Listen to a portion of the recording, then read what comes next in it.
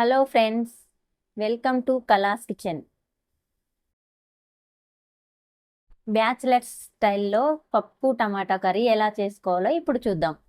ముందుగా ఒక కప్పు పప్పు తీసుకొని శుభ్రం చేసుకొని ఒక హాఫ్ అన్ అవర్ నానబెట్టుకోవాలి. అలాగే టమాటా కూడా కడిగి పక్కన పెట్టుకోవాలి. ఇప్పుడు ఒక పెద్ద ఆనియన్ తీసుకొని కొంచెం పొడుగ్గా ముక్కలు కట్ చేసి పెట్టుకోవాలి. అలాగే కొన్ని పచ్చిమిర్చి, ఒక రెబ్బ కరివేపాకు, ఒక 4 నుంచి 5 వెల్లుల్లి రెబ్బలు తీసి పక్కన పెట్టుకోవాలి. ముందుగా కడాయి పెట్టి ఆయిల్ వేసుకోవాలి. ఇప్పుడు 1/2 టేబుల్ స్పూన్ జీలకర్ర, ముందుగా కట్ చేసి పెట్టుకున్న ఉల్లిపాయ ముక్కలు వేసుకోవాలి. ఇలా పెద్దవిగా కట్ చేసుకుంటేనే ఈ కర్రీలోకి బాగుంటాయి. ఇప్పుడు కట్ చేసుకున్న పచ్చిమిర్చి ముక్కలు వేసుకొని 1 నిమిషం తర్వాత కట్ చేసి పెట్టుకున్న వెల్లుల్లి ముక్కలు, అలాగే కరివేపాకు, అలాగే 1/2 టేబుల్ స్పూన్ పసుపు వేసుకొని కలుపుకోవాలి.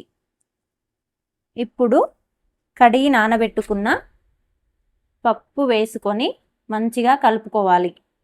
1 నిమిషం తర్వాత 3 కప్స్ వాటర్ వేసుకోవాలి.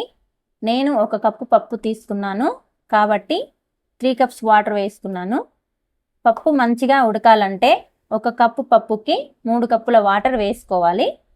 పప్పు 80% ఉడికినాక ముందుగా కడిగి పెట్టుకున్న టమోటాలని వేసుకొని కలుపుకొని 5 to 10 మినిట్స్ ఉడకనివ్వాలి.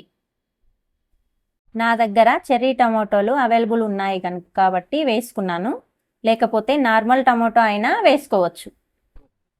ఇలా ఉడికిన పప్పులో 2 టేబుల్ స్పూన్ల కారం, మీ రుచికి సరిపడినంత ఉప్పు వేసుకొని కలపకుండా మూత పెట్టి 2 నిమిషాల తర్వాత మూత తీసి మంచిగా కలుపుకొని ఇంకో 2 నిమిషాలు ఉడికించుకొని దించుకోవాలి.